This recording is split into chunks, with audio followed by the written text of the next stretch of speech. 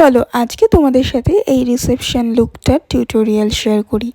দেখতেই পাচ্ছ স্কিনটা ভরে ভরে অ্যাকনে রয়েছে, একদম অ্যাক্টিভ অ্যাকনে। আগে ভালো মতো সুন্দরভাবে স্কিন প্রিপারেশন করে নিচ্ছি, টোনার অ্যান্ড দেন ময়শ্চারাইজার, আর তারপর প্রাইমার। স্টেপ বাই স্টেপ দেখো স্কিনটা কতটা প্লাম্পি লাগছে। তো স্কিন প্রিপারেশন কিন্তু খুব ইম্পর্টেন্ট, আর প্রত্যেকটা প্রোডাক্ট লাগানোর পর যতটা টাইম ওয়েট করতে হবে সেটাও করতে হবে। এরপর একে একে আমি প্রত্যেকটা প্রোডাক্ট মানে ব্র্যান্ডের নেম তোমরা দেখতেই পাচ্ছ কারেকশন করে নেওয়ার পরে আমি ফাউন্ডেশনটা অ্যাপ্লাই করে নিলাম। আর শপারেলের এই প্যালেটটার থেকেই কিন্তু আমি কনসিলটা করে নিচ্ছি, হাইলাইট করে নিচ্ছি, প্লাস কন্টিউর আমি সেম প্যালেট থেকেই করে নিচ্ছি। সো বিকজ গালটাকেও একটু শার্প দেখাতে হবে, তো একটু চোখা চোখা। এবার এই ব্লাশ, যেটা আমার সব থেকে ফেভারিট স্টেপ, তোমরা তো জানোই খুব ভালো মতো। ব্লাশ লাগিয়ে নেওয়ার পর ভালোভাবে মেকআপটাকে সেট করে নেব, অ্যান্ড মেকআপটাকে সেট করে নেওয়ার পর পাউডার ব্লাশ দিয়ে আবার ব্লাশটাকেও সেট করে নিচ্ছি।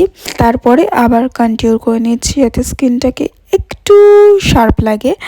তো দেখো আমার বেস মেকআপ পুরো কমপ্লিট হয়ে গেছে। তোমরা কিন্তু ডেফিনেটলি জানিও এই টিউটোরিয়ালটা তোমাদের কেমন লাগলো।